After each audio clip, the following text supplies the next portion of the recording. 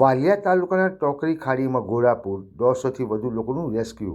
લુણા નજીક કીમ નદીના પાણી માર્ગ પર ફરી વળ્યા.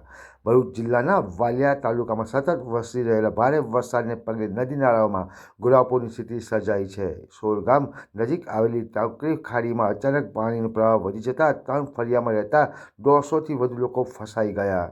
ઘટનાની જાણ થતાં વાલિયા પોલીસ, સ્થાનિક આગેવાનો તેમજ ગ્રામજનોએ મદદથી તાત્કાલિક રેસ્ક્યુ ઓપરેશન હાથ ધરવામાં આવ્યું હતું. ભારે પાણીના પ્રવાહ વચ્ચે પોલીસ જવાનોએ અનેક લોકોને પોતાના ખભા ઉપર બેસાડીને તેમજ અન્ય સુરક્ષિત વ્યવસ્થા દ્વારા બહાર કાઢી સલામત સ્થળે પહોંચાડ્યા હતા.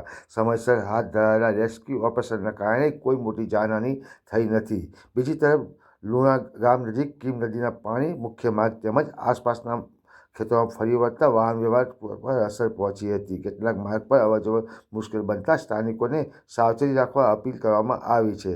હવામાન વિભાગની ભારે વરસાદની આગાહીના પગલે વાલિયા નેત્રંગ પંથકમાં નદી નાળાઓ સતત ઉફાન પર છે. જિલ્લા વહીવટીતંત્ર અને પોલીસ વિભાગ દ્વારા પરિસ્થિતિ ઉપર સતત નજર રાખવામાં આવી રહી છે અને નીચાણવાળા વિસ્તારમાં લોકોને જરૂરી સાવચેતી રાખવા સૂચનાઓ આપવામાં આવી રહી છે.